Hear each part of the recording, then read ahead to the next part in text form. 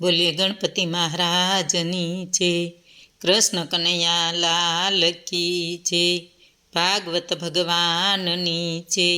સ્કંદ ત્રીજો. ભગવત પ્રાપ્તિના માર્ગરૂપ મહાભક્તોની સેવા. મૈત્રેય મુનિના વચનને અભિનંદનને વિદુરજીએ અનેક પ્રશ્નો ઉઠાવ્યા તે વિશે હવે અહીં કહેવામાં આવે છે. શ્રી સુખદેવજી કહે, આમ કહેતા મૈત્રેય મુનિને સ્વવાણીની પ્રસન્ન કરતા હોય તેમ વ્યાસજીના વિદ્વાન પુત્ર વિદુરજી પૂછે છે.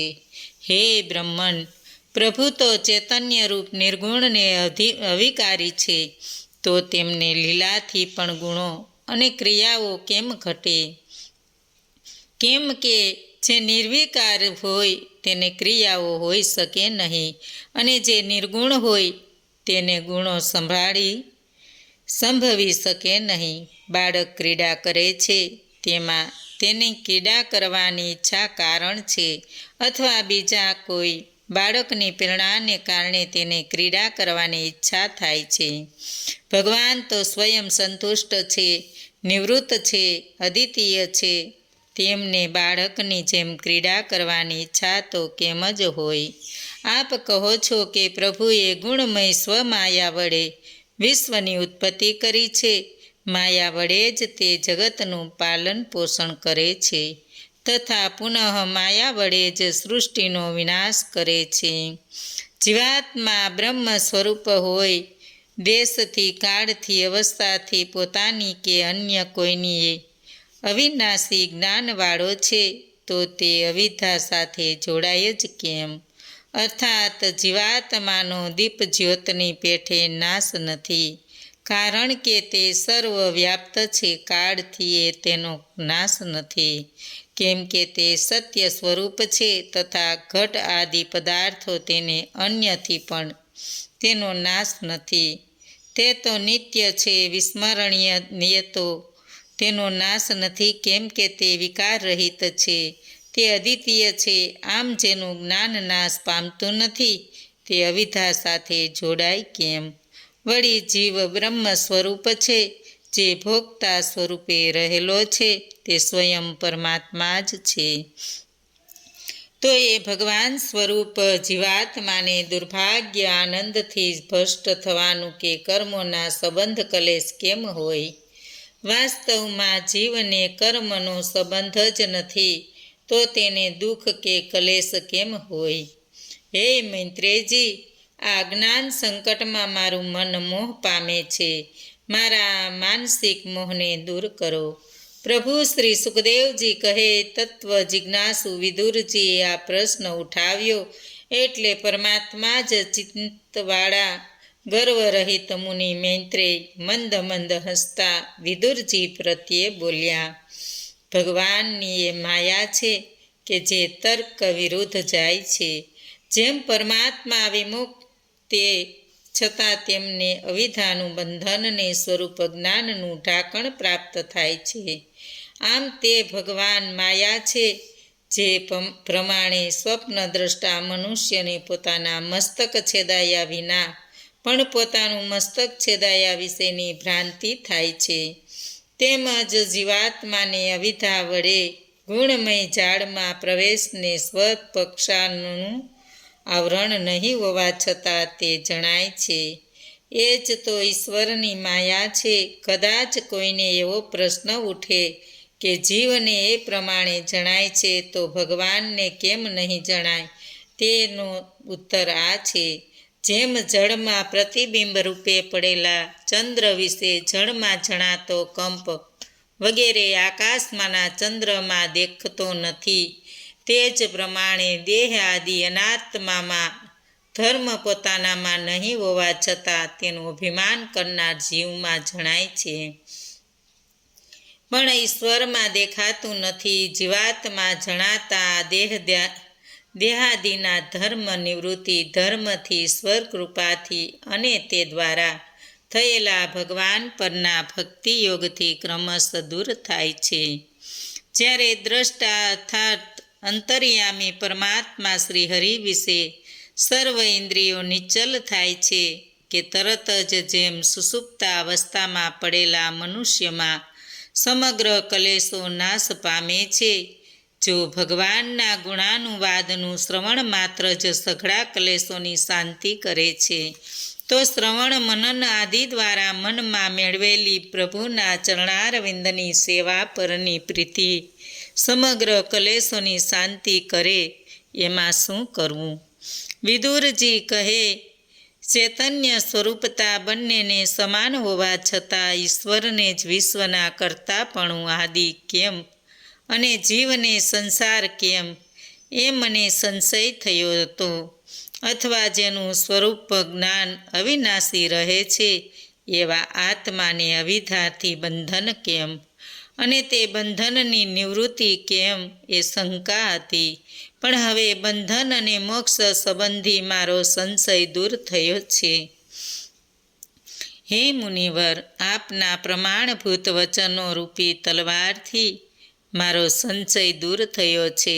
તેથી હવે મારું મન ભગવાનની સ્વતંત્રતાની માનવીની પરતંત્રતા વિશે વિચારવા લાગ્યું છે.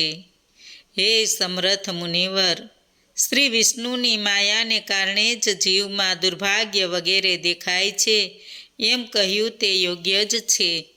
કેમ કે મનુષ્યને સ્વપ્નમાં મસ્તકનું છેદાયું એ જેમ મિથ્યા છે, તે જ પ્રમાણે જીવાત્માને દુર્ભાગ્ય પણ મિથ્યા જ છે.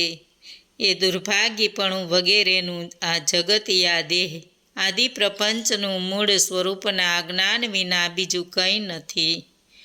અલ્પ હોય મને શંકા હતી કે આ જગતમાં જે મનુષ્ય દેહાદિમાં અત્યંત આસક્ત છે તથા જે બુદ્ધિથી પર એવા પરમાત્માને પામ્યો છે, તે બંને સુખેથી જીવે છે.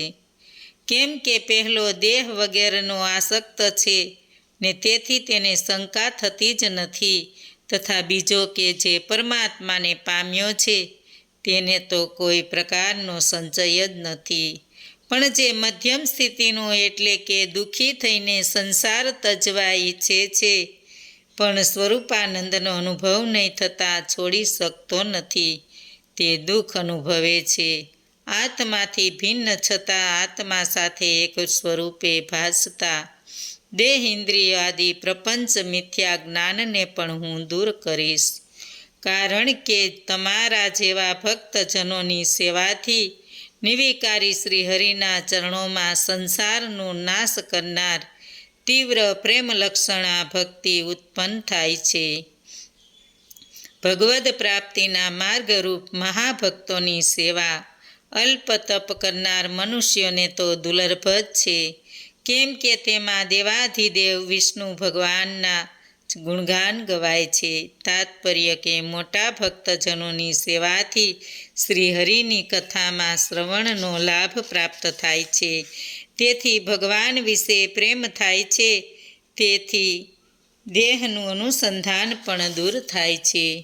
સૃષ્ટિની રચનાના પ્રારંભમાં ઇન્દ્રિય વગેરે વિકારો સહિત મહતત્વાદી તત્વોને ક્રમશ સર્જીને પ્રભુએ તે તત્વોના અંશોમાંથી વિરાટ પુરુષ સર્જ્યા ને પછી એ આદ્ય વિરાટના શરીરમાં પરમાત્મા પ્રવેશ્યા હતા.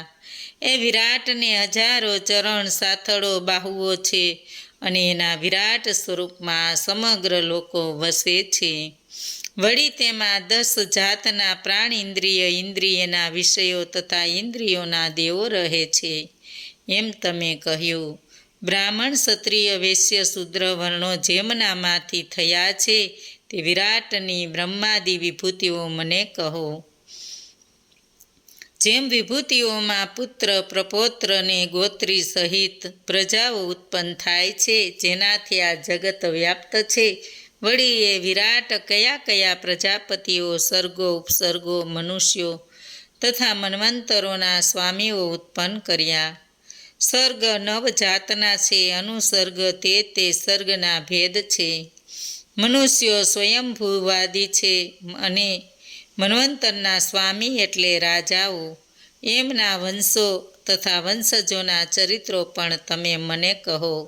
હે મૈત્રેયજી, જે લોકો આ ભૂમિ પર તથા તળિયે છે તેમની તથા પૃથ્વીલોકની આકૃતિ તથા પ્રમાણીએ તમે વર્ણવો.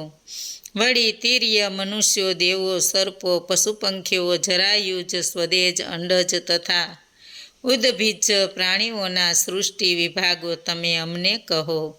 વળી લક્ષ્મીના નિવાસી જે લક્ષ્મીપતિ આદિ ગુણોવાળા બ્રહ્માદિ અવતારો થકી વિશ્વની ઉત્પત્તિ, સ્થિતિ અને નાશ કરે છે, તે તેમાં સાધનરૂપ પ્રજાપતિ વગેરેની સૃષ્ટિ સર્જે છે, તે પરમાત્માના પરાક્રમો કહો. હે પ્રભુ, સ્વરૂપ, સ્વભાવ તથા આચરણને અનુસરીને વર્ણશ્રમના વિભાગો, ઋષિઓના જન્મકર્મો વગેરે, વેદના વિભાગો, યજ્ઞના વિસ્તારો, યોગ, જ્ઞાન અને જ્ઞાનના ઉપાયરૂપ સાંખ્ય માર્ગો, પ્રભુએ કહેલ તર્કશાસ્ત્ર, નારદ પંચરાત્ર પાખંડ મતોની પ્રવૃત્તિ, નીચ વર્ણના પુરુષોએ ઉચ્ચ વર્ણની સ્ત્રીઓમાં ઉત્પન્ન કરેલી પ્રજા, ગુણકર્મથી ઉત્પન્ન થનારી જીવોની જેટલી જે ગતિઓ હોય તે ધર્મ, અર્થ, કામ ને મોક્ષના એકબીજાથી વિરુદ્ધ નહીં હોય તેવા ઉપાયો, કુશી, વાણિજ્ય, દંડનીતિ તથા વેદોકતા, સંધ્યોપાસના વગેરેના વિવિધ વિધિઓ, તેમજ હે બ્રહ્મન, શ્રાદ્ધ વિધિ, પિતૃવિધિ, ગ્રહ, નક્ષત્ર, તારાઓની સ્થિતિ, દાન, તપ, યજ્ઞ વગેરેના ફળ, વાવ, કૂવા, તળાવ, દેવ મંદિર બાંધનાર ફળ, જેનાથી ભગવાન પ્રસન્ન થાય છે તેવા માર્ગને મનુષ્યો વગેરે વિશે હે મુનિ કહો. શિષ્ય વત્સલ ગુરુઓ, શિષ્યો તથા પુત્રોને નહીં પૂછેલા પણ કહો. હે ભગવાન, આપે કહેલા તત્વનો કેટલાક પ્રકારનો પ્રલય થાય છે. તેમાંના કેટલાક તત્વો ભગવાનની સેવા કરે છે, કેટલાક તત્વો જળમાં શયન કરનાર શ્રી વિષ્ણુમાં એક લીન થાય છે. જીવનું તત્વ અને ભગવાનનું સ્વરૂપ શું? ગુરુ શિષ્ય જેમાં કારણે છે એવું ઉપનિષદનું જ્ઞાન કયું? પૂર્વના આચાર્યોએ એ જ્ઞાનને જે સાધનો કહેલા હોય તે પણ કહો. કેમ કે ગુરુ વિના આપમેળે જ્ઞાન, ભક્તિ કે વૈરાગ્ય ક્યાંથી? શ્રી વિષ્ણુ ભગવાનના કર્મો જાણવાની ઈચ્છાથી મેં આ પ્રશ્નો તમને કર્યા છે. મુજ અજ્ઞાનીને આપ જ્ઞાન દ્રષ્ટિ આપો. મૈત્રેયજી વેદ, તપ, યજ્ઞો તથા દાન જીવને તત્વના ઉપદેશ દ્વારા અભયદાન આપવાના 16મા અંશને પણ પહોંચતા નથી. શ્રી સુખદેવજી કહે, કુરુક્ષેત્ર વિદુરજીએ પુરાણોમાં કહેલો જાણવા જેવો અર્થ જેમને પૂછ્યો હતો, એવા મૈત્રેય મુનિવર ભગવાનની કથા વિશે પોતાના મનમાં ઉઠેલી પ્રેરણાથી અતિ હર્ષ પામીને હસતા હોય એમ વિદુરજીને કહે છે. જળસઈ વિષ્ણુ ભગવાનની નાભીમાંથી બ્રહ્માજી ઉત્પન્ન થયા ને તે બ્રહ્માજીએ ભગવાનને નહીં જાણીને જળમાં ભય પામીને તપ કરીને પ્રભુને પ્રસન્ન કર્યા.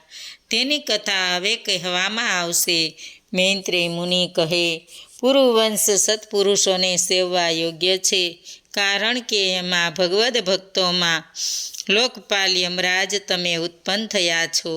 જે મનુષ્યો સંસારના તુચ્છ સુખો માટે મહાદુઃખ પામી રહ્યા છે, તેમના એ દુઃખો દૂર કરવાને માટે હું ભાગવત પુરાણનો પ્રારંભ કરું છું, જે સ્વયં ભગવાનને સનક આદિ ઋષિઓએ કહ્યું હતું. એકવાર અખંડ જ્ઞાનવાળા આદ્ય શંકરષણ પ્રભુ પાતાળમાં બેઠા હતા, ત્યારે ભગવાનના પરમ ભક્ત તત્વને જાણવા માગતા સનતકુમાર આદિ મુનિઓએ તેમને એ વિશે પૂછ્યું હતું કે જે શંકરષણ ભગવાન પોતાના આશ્રયરૂપ અને પરમાનંદ સ્વરૂપ જે ભગવાનને વિદ્ય સ્વરૂપજનોને વાસુદેવ કહે છે, તેમને સન્માને છે, જેમણે સનતકુમાર વગેરેના અદ્ભુતને માટે ધ્યાન દ્વારા અંતર્મુખ કરેલી પોતાની નેત્રકમળની કળીને સહેજ ઉઘાડી હતી. શંકરષણ ભગવાનના કર્મોને જાણતા સનતકુમારાદિ મુનિઓએ પ્રેમપૂર્વક ગદગદિત વચનોની સ્તુતિ કરી અને પછી અભીષ્ટ વસ્તુની પ્રાપ્તિ અર્થે નાગકન્યાઓ જેને પૂજે છે એવા તેમના ચરણ મૂકવાના કમળને નમતી વખતે ગંગાજળથી ભીંજાયેલી પોતાની જટાઓથી સ્પર્શતા તે મુનિઓએ તેમને પૂછ્યું હતું.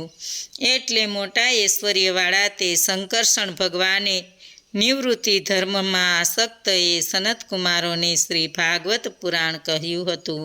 પછી હે વિદુરજી, એ સનતકુમારોએ વતસ્વી સાંખ્યાયન ઋષિને તેમના પૂછવાથી તે પુરાણ કહું છું.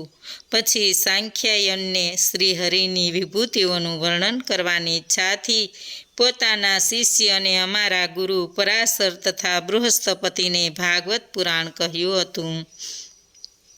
પછી પુલસ્યજી જેમને વરદાન આપ્યું હતું તે પરાશર મુનિએ આદ્ય પુરાણ મને કહ્યું હતું. પુલસ્યજીએ પરાશરને વરદાન આપ્યું હતું કે તે વિશે વધુ સ્પષ્ટતા કરવાની કે પોતાની પિતાને રાક્ષસ ખાઈ ગયો.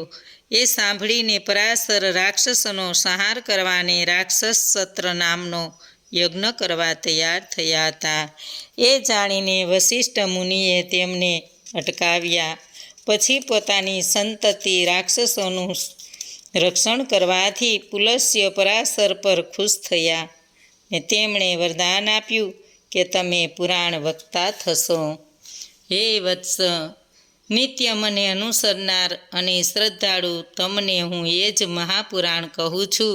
જ્યારે પ્રલય કાળે આ વિશ્વ એક સમુદ્રરૂપ થયેલા જળમાં ડૂબ્યું હતું, ત્યારે જેનું ચૈતન્ય અહનિશ જાગ્રત રહે છે એવા શ્રી નારાયણે શેષનાગરૂપી સપ્યામાં શયન કર્યું હતું અને યોગ નિંદ્રામાં નેત્ર કમળો મીચ્યા હતા. જેમ અગ્નિ કાષ્ટમાં ગુપ્ત રૂપે રહે છે તેમ સ્વયં દેહમાં સૂક્ષ્મ ભૂતવર્ગ શબ્દ સ્પર્શરૂપ રસ અને ગંધ ધારણ કરીને શ્રીહરિએ જળમાં નિવાસ કર્યો હતો. સૃષ્ટિકાળે પુનઃ જાગ્રત થવા માટે તેમણે માત્ર કાળ શક્તિને જાગ્રત રાખી હતી. એ પ્રભુ પોતાની ચૈતન્ય શક્તિયુક્ત રહીને ચતુર્યુગ સત્ય તેત્રા દ્વાપર અને કલી એ હજારો યુગ પર્યત યોગ નિંદ્રા વડે જળશયન કરે છે. પછી તેમને પોતાની કાળશક્તિથી સઘળો ક્રિયાસમૂહ હાથમાં લીધો અને પોતાનામાં લીન થયેલા સૌને દીઠા.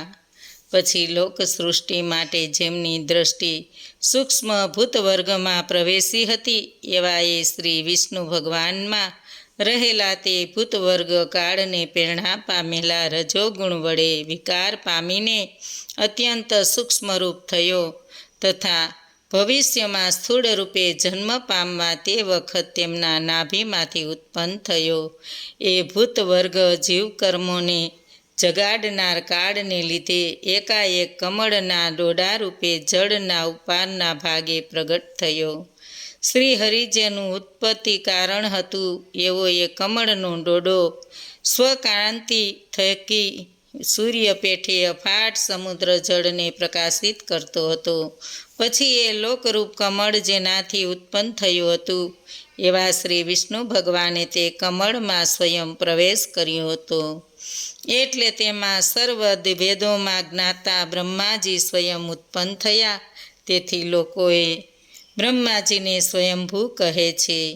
અર્થાત જે બ્રહ્માજી પૂર્વકલ્પને અંતે શ્રી નારાયણની સ્તુતિ કરતા નારાયણ જાગ્યા તારે તે નારાયણમાંથી પદ્મકલ્પમાં કમળ દ્વારા ઉત્પન્ન થયા.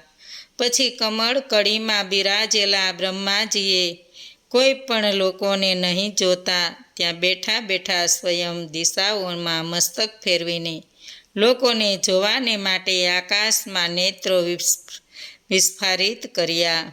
તેથી તેમના ચતુર્મુખ થયા. યુગાંતે જળમાંથી ઉત્પન્ન થયેલા કમળમાં તે આદ્ય દેવ બેઠેલા હોવા છતાં તે કમળને લોકતત્વને કે સ્વયં પોતાને પણ જાણી શક્યા નહોતા. પછી તેમણે વિચાર્યું કે આ કમળના ટોચના ભાગમાં જે હું છું તે કોણ છે? આ અફાટ જળમાં આ એક જ કમળ કેમ થયું હશે? જેના પર આ કમળ ટકી રહ્યું છે તેની તળિયે કંઈક તો હોવું જ જોઈએ. આમ વિચારીને અચંબમાં બ્રહ્માજીએ કમળનાળમાં છિદ્ર દ્વારા પ્રવેશ્યા. તે કમળનો આધાર શોધી કાઢવા માટે નીચે ને નીચે જવા લાગ્યા, છતાં તેમને આધાર જેવું કંઈ પણ જણાયું નહીં. હે વિદુર, ઘોર અંધકાર તિમિરમાં એ રીતે પોતાનું ઉત્પત્તિ કારણ શોધતા બ્રહ્માજીને દીર્ઘકાળ વીતી ગયો, કે જે કાળ વિષ્ણુ ભગવાનનું સુદર્શન ચક્રરૂપ હોય, પ્રાણીઓને ભય પેદા કરતો હોય, તેમના આયુનો નાશ કરે છે. પછી બ્રહ્માજી પોતાને મનોમન પૂરો નહીં થતાં બ્રહ્માજી પાછા સ્વયં સ્થાન કમળમાં આવ્યા ને ધીમે ધીમે શ્વાસ રોકીને ચિત્ત એકાગ્ર કરીને સમાધિ લઈને ત્યાં જ બેઠા. એક શતક વીતતા સિદ્ધ થયેલા યોગાશ્રય લઈને ત્યાં બેઠા. 100 વર્ષનો સમય ગયો પછી યોગ થકી તેમણે નિશ્ચયાત્મક જ્ઞાન થયું ને પૂર્વે તે ભગવાન રૂપ શોધ કરવા જણાયું કે તે સ્વયં પોતાના હૃદયમાં પ્રગટ હતી. શેષ નાગરૂપી સપ્યા પર સૂતેલા ભગવાન અતિ લાવણ્યવાળા પિતાંબરધારી મુકુટ વનમાળીધારી મરકતમણીથી શોભતા, સંધ્યાકાળના વાદળોરૂપી વસ્ત્રધારી તેજથી શોભતા હતા. એમનામાં ત્રિલોકનો સમાવેશ થયો હતો. ભક્તો કે જેને તેમનું પૂજન કરતા હતા તેમને કૃપા કરીને તેમના મનોરથો પૂર્ણ કરતા હતા. ભક્તોને સામેથી માન આપતા હતા. એમનું શ્રીવત્સ સિંહવાળું વક્ષસ્થળ અમૂલ્ય હારથી સુશોભિત છે. ભગવાન પર્વત જેવા વિશાળ જણાય છે, કારણ કે તેઓ પોતે સ્થાવર જંગમ પ્રાણીઓનું નિવાસ સ્થાન છે. ભગવાન શેષનાગ બંધુ છે. મૈનાક પર્વત પેઠે શ્રીહરિ જળમાં શયન કરીને રહેલા છે. એ ભગવાનની મૂર્તિ મધ્યે કૌસ્તુક રત્ન દેખાય છે. વેદોરૂપી ભમરોથી વ્યાપ્ત છે. ત્રિલોકમાં તેમનો પ્રભાવ રહેલો છે. હાથમાં સુદર્શન ચક્ર રહેલું છે. બ્રહ્માજીએ શ્રી વિષ્ણુ ભગવાનને જોઈને જાણી લીધું કે જ શ્રી હરિ છે. પછી તે જ વેળા લોક સૃષ્ટિ રચનાનો જેમને સંકલ્પ થયો હતો એવા બ્રહ્માજીએ શ્રીહરિની નાભી સરોવરમાં ઉત્પન્ન થયેલા પદ્મને પોતાને જળને વાયુને તથા આકાશને જોયા. તે સિવાય બીજું કંઈ જોયું નહીં. પછી રજોગુણ વ્યાપ્ત બ્રહ્માજીએ લોક સૃષ્ટિ કારણભૂત એટલી વસ્તુઓને જોઈ અને શ્રી હરિના મનને સ્થાપીને સૃષ્ટિના માટે શ્રી નારાયણની સ્તુતિ કરી. બોલો કૃષ્ણ કનૈયા લાલ કી જય. ભાગવત ભગવાનની જય. આજનું ભાવપુષ્પ શ્રી કૃષ્ણ અર્પણમ.